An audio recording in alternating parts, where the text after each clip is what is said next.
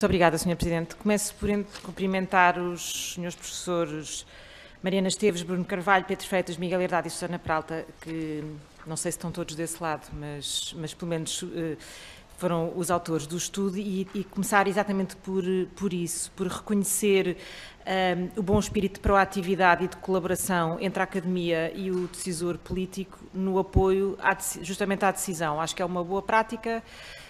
Foi feito, como também a Sra. Joana Mortágua já disse, de forma sintética, mas nem é tanta forma sintética que é o critério, foi feito de forma clara, ao ponto e numa altura em que, de facto, pertinente para a discussão e para a tomada de decisão, e eu acho que este género de colaboração, já tenho dito isto várias vezes em vários fóruns, este género de colaboração entre a academia e o Parlamento, ou o Governo, fazem todo o sentido e são de continuar. Como também tive a ocasião de dizer na altura em que o estudo nos foi enviado e trocámos uns e-mails sobre isso, o estudo, no fundo, junta no mesmo documento um conjunto de dados públicos existentes, não é? Agrega-os para tentar, desse conjunto, dessa soma, tirar mais do que uma visão parcelar.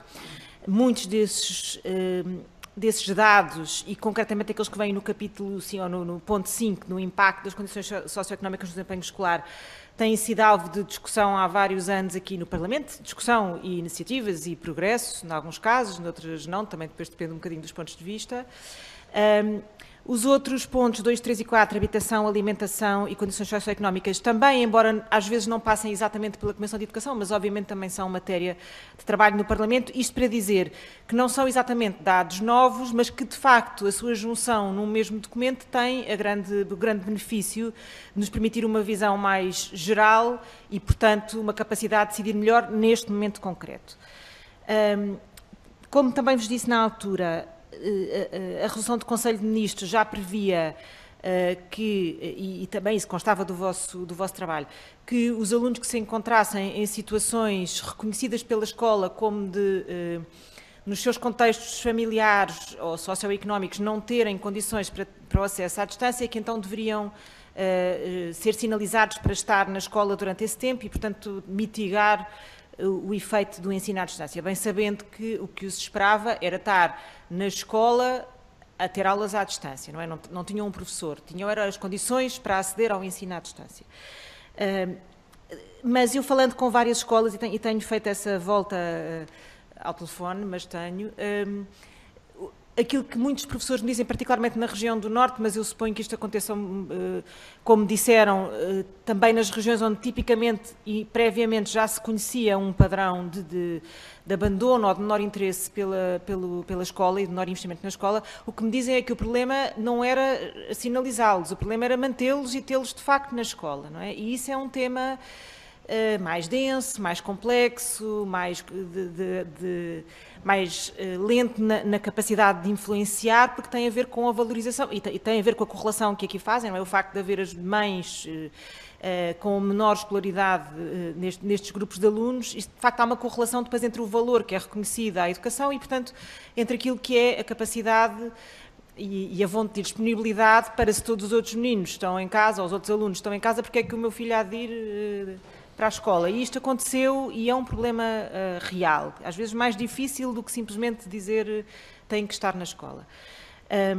Para além disso, eu acho também, como também vos disse, que acho que há aqui dois grupos de alunos que têm uma grande superposição, mas têm questões diferentes.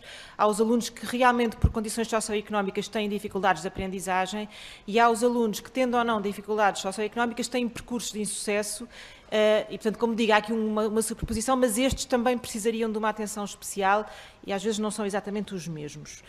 Concordo que precisamos de dados do caso português. Realmente houve o diagnóstico que foi iniciado em janeiro e depois não terminou porque passámos para confinamento, mas era muito importante ter dados sobre o que é que se passou em Portugal. Discordo por isso do fim dos exames de 9º ano, porque seria uma maneira, não de seletividade, é uma longa discussão que não vou ter aqui, mas exatamente de ter uma métrica do que é que realmente se aprendeu este ano, e acho que este ano era particularmente necessário que isso acontecesse, e sim, precisamos depois de soluções de recuperação, algumas, como aqui anunciaram e como acontece em outros países, algumas também já estão em prática em Portugal, mas provavelmente precisarão de reforço, o caso das tutorias é um deles, mas claramente, também não deixo aqui muitas questões, mas partilho, como já partilhei, as minhas preocupações, em grande medida alinhadas também com as vossas. Muito obrigada. Muito obrigada, Sr. Presidente. Queria começar por cumprimentar as senhoras deputadas e os senhores deputados e dizer que para nós é uma honra estarmos aqui a apresentar as conclusões do nosso trabalho na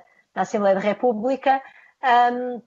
Eu, se calhar, o que nós estivemos aqui a fazer, eu fiz um apanhado um bocadinho das várias intervenções das senhoras deputadas e dos senhores deputados e, se calhar, ia tentar apanhar algumas partes e tentar, enfim, dar a nossa resposta, ou talvez não tenha certeza de ter respostas, mas, enfim, aquilo que se me oferece a dizer relativamente a cada um dos aspectos que aqui foi levantado nas intervenções, que desde já agradeço e que me pareceram muito interessantes. Portanto, relativamente a uma primeira pergunta que era que dados é que faltam, que eu tomei aqui nota. Ora, os dados que faltam, na verdade, de uma certa maneira, e sendo se calhar até um bocadinho pessimista, faltam todos, porque nós ainda não sabemos, o mais importante de tudo, que é não temos ainda uma aferição, como o Pedro Freitas disse no início, daquilo que foram as perdas de aprendizagem em Portugal. E, portanto, isso é absolutamente essencial. E como já foi aqui dito, houve, de facto, uma recolha de informação nas escolas que foi feita durante o mês de janeiro, mas essa recolha de informação que ainda não chegou, nós ainda não, enfim, nós pelo menos não temos conhecimento, não sabemos se o Parlamento já tem esse conhecimento, mas quando esses dados chegarem, de uma certa maneira, eles já vão estar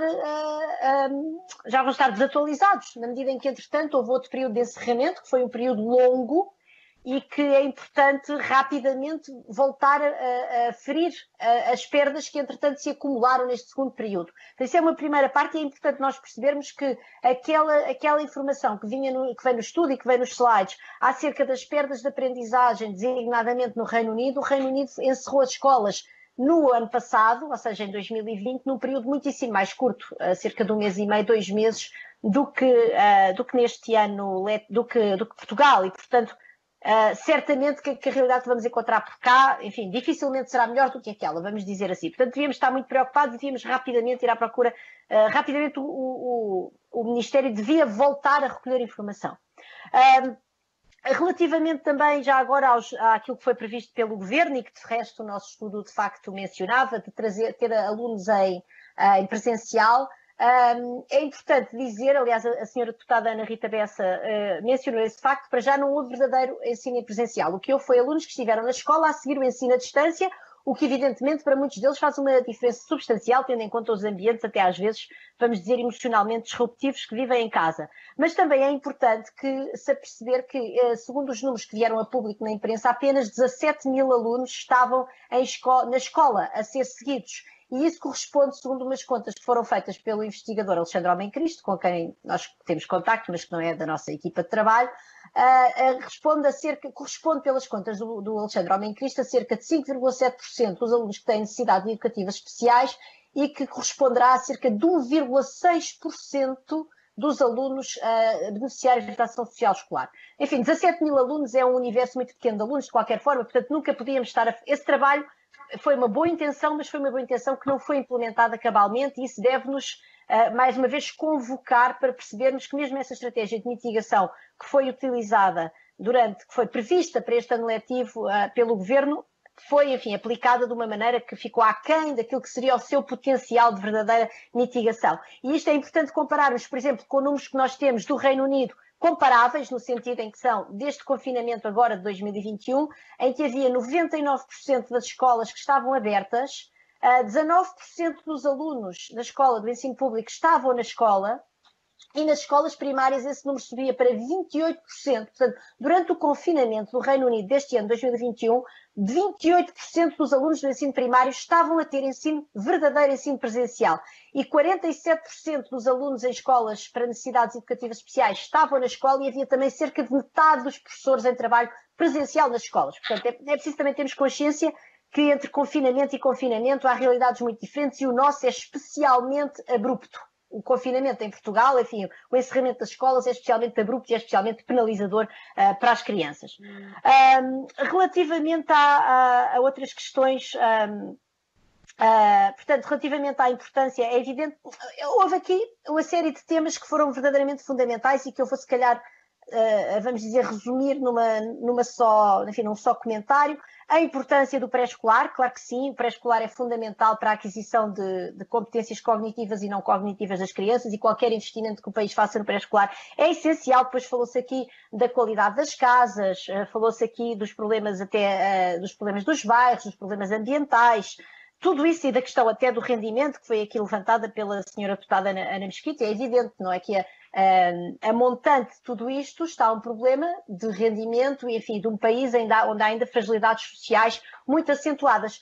Agora, aquilo que a nós nos parece, enquanto equipa, de reflexões que, aliás, temos estado a fazer ultimamente, temos estado a reunir para perceber um bocadinho esta questão da recuperação das aprendizagens, neste momento, nada disso. Neste momento, no curto e médio prazo, aquilo que é preciso é que o país se mobilize para recuperar as aprendizagens perdidas ao longo destes 2 anos letivos. Portanto, isso tudo são estratégias de médio e longo prazo que são verdadeiramente essenciais e definidoras do futuro do nosso país: a política de rendimentos, a política de habitação, a política dos bairros, a política ambiental, tudo isso. Mas agora, neste momento, o que é preciso é rapidamente, provavelmente já neste ano letivo e certamente no próximo e depois nos 5 que aí vêm, ter medidas que vão custar muito dinheiro. O nosso último slide já tinha uma estimativa daquilo que tem sido implementado nos outros países, para começar a recuperar rapidamente aprendizagens. E tudo o resto tem que ser paralelo. Não vai resolver este problema de curto prazo, que neste momento é um problema, vamos dizer, grave, com o qual nos vamos certamente deparar quando começarmos a conhecer os dados acerca das perdas de aprendizagem e do abandono escolar também, que é um problema que nós vamos enfrentar e que, aliás, a senhora deputada Ana Rita Bessa trouxe aqui também mais uma vez, porque falou da questão daqueles alunos a que as escolas tentaram chegar e não conseguiram. Isso chama-se abandono escolar, ou chama-se, em todo o caso, semente de abandono escolar, que provavelmente muito dele se vai concretizar em abandono escolar, ou então em abandono escolar a prazo, porque crianças que ficam com os seus primeiros anos formativos, vamos dizer, com uma relação mal construída com a escola, isso pode transformar-se em abandono escolar a breve trecho, quando chegarem à adolescência, e tudo isso devia ser objeto de políticas públicas cuidadosas. Relativamente a questão da revisão curricular, mais uma vez, também nos parece muito interessante, mas enfim, não é disso que estamos aqui a falar. Nós aqui estamos a falar realmente de rapidamente chegar a uma situação de mitigação. Se calhar até podemos fazer aqui um paralelo, penso eu, com a política de saúde. O que foi feito neste país e nos outros países, e bem, foi rapidamente encontrar forma de tratar esta pandemia. Ou seja, adquirir equipamento de proteção, adquirir ventiladores, reorganizar os hospitais por forma a ter urgências Covid, urgências não Covid. Portanto, foi pontualmente resolver este problema. Podia-se ter aproveitado este momento para reorganizar aquilo que é o nosso sistema de saúde. Se calhar até se podia, mas o momento não era esse. Podemos agora, daqui para a frente, quando isto acalmar. E na educação nós estamos no mesmo momento, estamos num momento de equivalente urgência. O momento não é de pensar em todos os problemas estruturais que nos trazem estas desigualdades, é de rapidamente pensar o que é absolutamente e estritamente necessário fazer para a recuperação da aprendizagem destas crianças e jovens. Relativamente à questão dos dados da região autónoma, já agora, muito brevemente, nós usamos dados administrativos do Ministério da Educação que, quando falamos das regiões autónomas, não nos permitem ter uma ligação aos dados socioeconómicos das famílias, e é por isso que não podemos fazer essa caracterização, porque o Ministério simplesmente não tem acesso a esses dados do lado, enfim, não tem acesso a todas as bases de dados das regiões autónomas da mesma forma que tem nas escolas do continente, e portanto isso é um problema que, se o Ministério da Educação enquanto não tiver resolvido, nós, nem enquanto investigadores, não poderemos resolver. Finalmente, foi aqui muito falada a questão dos exames nacionais e, enfim, aqui, portanto, isto, mais uma vez, não é de todo o objeto do nosso trabalho, de maneira nenhuma. Queremos só dizer uma coisa: aquilo que os nossos dados mostram de maneira bastante clara é que já há desigualdades enormes no sistema logo no 4º ano. As provas de aferição, ou dependendo dos anos, exames nacionais, provas de aferição do 4º ano, já mostram desigualdades enormes. Portanto, nós, de uma certa maneira, se estamos a pensar no sistema de acesso ao ensino superior, estamos a começar a construir a casa pelo telhado, não vai resolver nada. Podemos imaginar, não era o objeto do nosso estudo e certamente nós agora não nos vamos aqui pronunciar sobre isso, mas também queremos, se calhar, lembrar que o ano passado aquilo que foi feito com os exames de acesso à faculdade, em que, por exemplo, a média do Exame Nacional de Matemática, julgo que foi 19, quer dizer, não é um sistema verdadeiramente mais justo, porque torna praticamente aleatório o acesso à faculdade, portanto não é assim que se resolve, mas certamente as desigualdades, aquilo que nós gostávamos muito que este nosso estudo deixasse bastante claro, é que a desigualdade está lá desde a mais tenra idade, E, aliás, há imensos estudos internacionais que mostram desigualdades logo a partir do 6º ano, quando essa aferição é feita. E é também por isso que é absolutamente fundamental aferir conhecimentos.